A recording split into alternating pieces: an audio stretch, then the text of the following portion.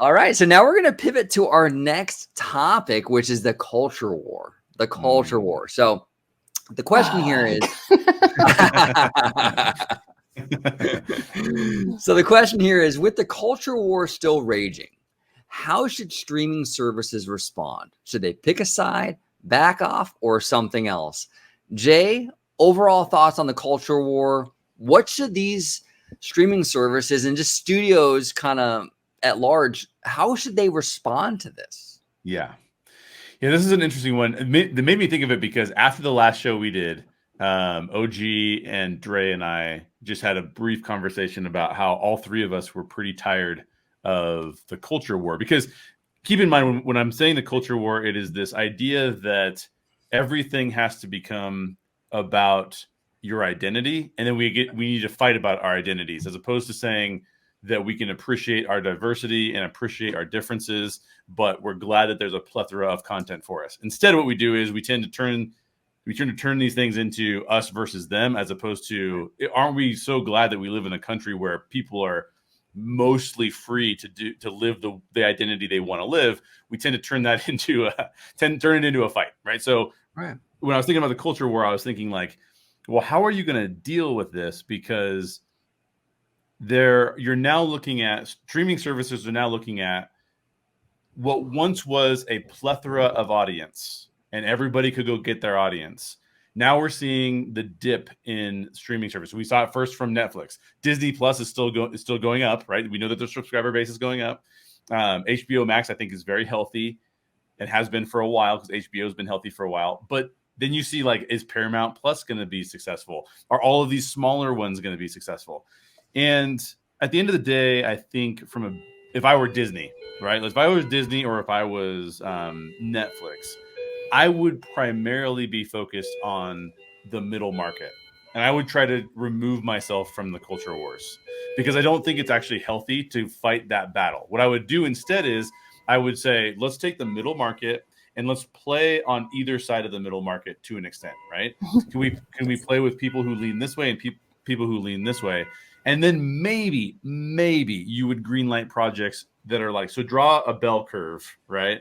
And maybe you would greenlight projects on far ends of the bell curve, but you would do so with limited budget. And it wouldn't be major releases for everybody. It would be very specific releases for specific targets. And we would just say, look, that show is not for everybody, but we do want to appreciate these fans every now and again. So that's for these fans. But for the most part, I would stick to the middle market and try to avoid the culture wars at all costs, because it used to be that it was like, hey, look, we could be this or we could be that. Now what's happening is, as the country keeps dividing and keeps becoming more and more pushed towards extremism, there's a bunch of us in the middle ground there that are like, can we just stop doing that? Because I don't want to fight. I have friends on both extremes, and I don't want those relationships to be damaged. So let's just hang out in the middle and just tell good stories and focus there instead. So that's kind of my take on it. You know, and that's a great perspective, and I agree with you. I think most people are in that middle gray area. I think you have like the far left, that's, you know, they got their perspective. The far right has their perspective, and I think everyone else, the vast majority, they're in that gray area like we are. And I think people are sick of the culture war, whether it's left or right. I think people are tired of it, you know. And here's the thing: it's funny because, like, I don't even know the benefit, because this whole thing with Disney recently with the parks, right, with the Florida bill, it was such a mess with that, right? It was initially Chapek was like, you know, Disney's going to be neutral.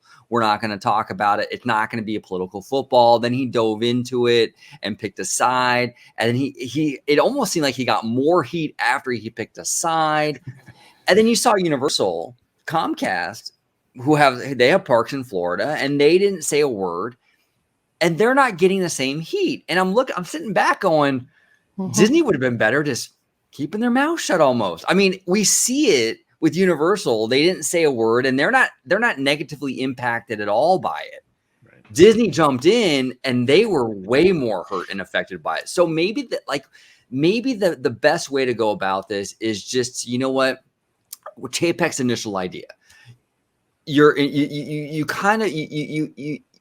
add the inclusiveness and the story, the cultural and all that through the content, and then keep like the openly political tweets and PR messages. We support this bill. We support that. You know, the political stuff out of the equation. You know, if Disney, if they want to be more inclusive, then you just make content and tell those cultural stories, and that's where it's, you know, that's how what they do. That's their lane. That might be the better option than diving into this political battle and pissing off one side or the other. You know, they're not making anyone happy. Like the left, even when Disney sides with the left, they still don't like them, Disney, Chapek. They're still mad at him. Like, what do they gain from it? Nothing, you know? So it's really a risky game they're playing, and I completely agree. I think they should really kind of stay out of it. And the other thing, too, that's really tough, and I kind of feel for Bob Chapek on this, is that Bob Iger really set that ball in motion, because he was head first into that, right? Mm-hmm. And now it's really hard to kind of undo that. Chapek tried, he got a lot of heat.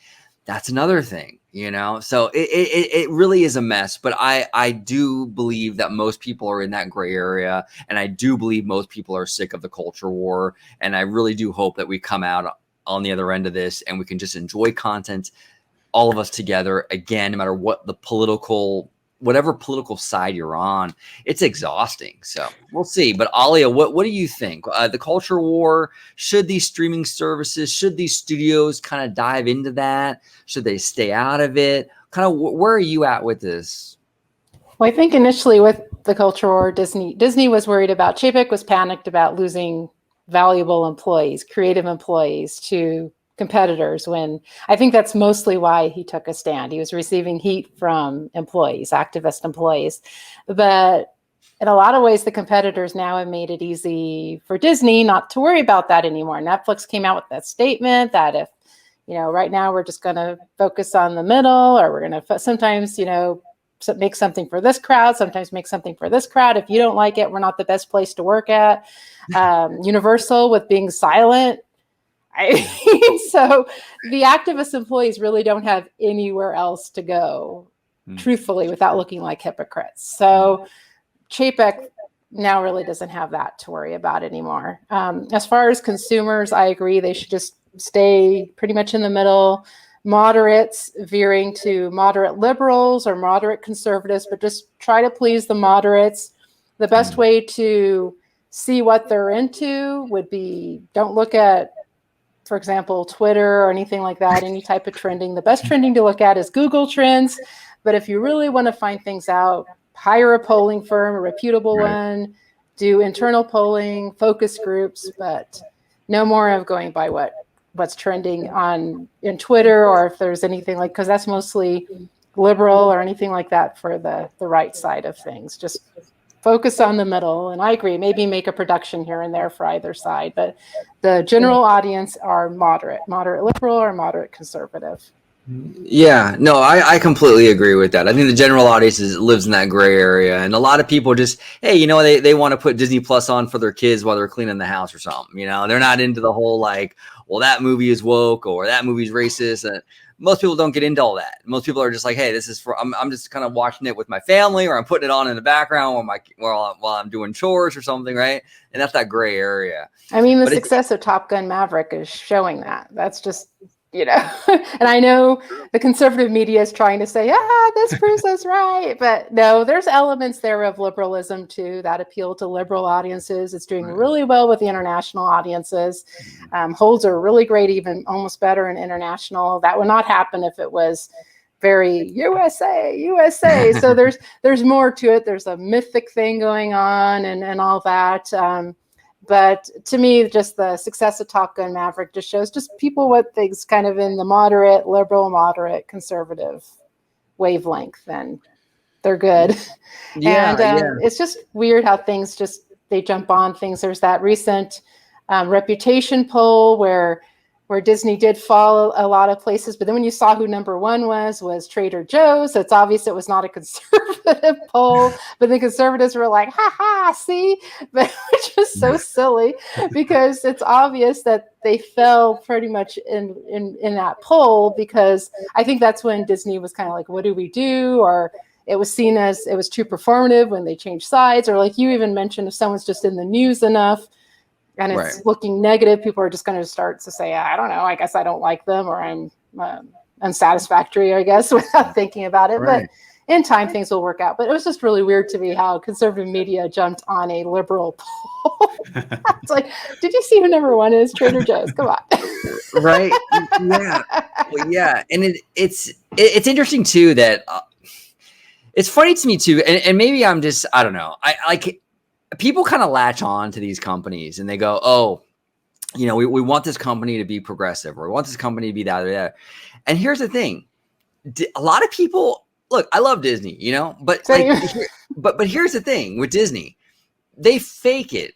Like, they're not progressive. Like, they market very much progressive here in the States because that's what they think will sell. Mm-hmm. But if you see how they market their movies in China or the Middle East or something, it's a whole different situation. You know what I'm saying? So they go where the money's at. Like, Disney's not like a progressive company at its core. They want money. So they feel like, okay, I'll pander to the left in America because that will get me money. But when over in China, we'll do completely at the opposite because that'll get us money over there.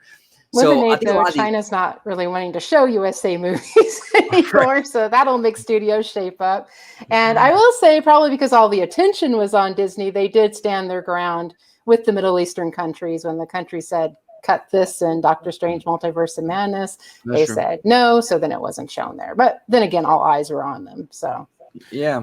Well, I do think that Ali, you had some excellent points. So thank you for sharing those. Those are really good. And OG, I think one of the things that you said that I think a lot of people just, when we make something about identity, we forget the levers that are being pulled behind the scenes. And you said it, because you said this is about money.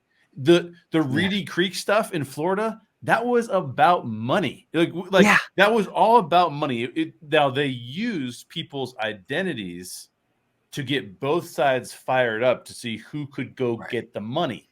Who wanted the money? DeSantis wanted the money, and Disney wanted the money. And so some of the other politicians. So these things oftentimes are, let's rile people up emotionally so that they don't really see what's going on behind the scenes, which is just dollars and cents. Right. And that's what's really the biggest bummer about the fact that we're so deep into the culture wars, is that we're like fighting each other while other people are getting rich. And we've got to find a way to be like, hey, let's back off of that. Because when you talk about Disney, let's just say that DeSantis wasn't the governor of Florida and there was somebody else. Guess what? Disney's giving them money too, because Disney wants their approval on some of the things that Disney wants to do. So it's just one of these things where it's like, we can get upset about it, but just realize that sometimes you're a pawn in somebody else's game. And if you don't know how the game is being played, then you could really damage relationships, damage familial relationships or friendships, just because somebody's playing a money game behind the scenes. And that's a bummer. Yeah, no, huge. And Aliaa, you mentioned an interesting point about how like Netflix has kind of changed their kind of culture recently, you know, kind of being more neutral. I want to ask you both, like, I'll start with you, Jay. Like, do you see like the pendulum swinging a little bit? Like 2 years ago, I mean, it was very much, the pendulum was very much to the left, right? Summer 2020 and the months following that, it was very much to the left. With Netflix coming out and saying, hey, we're going to be more neutral. We're kind of seeing like even Zaslav of Warner Brothers saying like, hey, you know, CNN isn't going to be as opinionated. It'll be more straight news, more neutral. Are you seeing like more of that pendulum? Like, you feel like these studios are really now kind of focusing on that gray area more now than they were, say, even a year ago? I think so, because I think what has happened, and I really think that this is we're living in a post-Obama world, right? Right. So Obama was the sort of progressive where you heard rumblings of like, oh, I don't like Obama, like thanks Obama, like this kind of stuff. However, and I'm not a political commentary person, by the way, but just as observationally, that was not as contentious of a presidential run as we have seen for the last two presidents who have been in place. And that was like the height of the culture wars, was saying like, you're not going to get something, you should fear the other side. And what that was doing is driving a wedge in everybody. The thing is that if you're a major studio, you can only capitalize on that for so long before you start to lose one of the sides of the marketplaces. Because if you play those political games and you choose one side over the other, that other side is that all of their dollars are just going to something else. And so I think what we're seeing now is we're seeing people go, well, we can't keep doing this monetarily, because for the big players, let's just draw two examples. If you're on YouTube and you're a small YouTuber, you can pick a side and turn into a bigger YouTuber. But if you're Netflix and Disney, where you're dealing with a mass market, you're not dealing with just factions of YouTube identity politics. You have to think about, well, 10 years from now, what are we going to look like? Because if we go with one side and that side diminishes over time, or we alienate another side, then we can't pull revenue and we can't pull more subscribers. We're going to lose subscribers. So I think, you can play the trends, but because the culture has become so polarized in many cases, and I totally agree with Aliaa that it's probably more the Twitter warriors and the people on YouTube who are the bigger voices. The middle ground is way bigger than we give it credit for. And I think they're starting to realize that and go, people like us are getting pretty tired of this infighting, and we just want really cool content. That's what we want. Yeah. We don't need any messaging on one side or the other. Just give us good stories. Right. 100%. Aliaa, what are your feelings on this whole pendulum swing? You feel like these studios are kind of coming towards the middle a little bit right now compared to maybe a year or two ago? Yes, I think it's going to get in the moderate conservative, moderate liberal, and circle Venn diagram.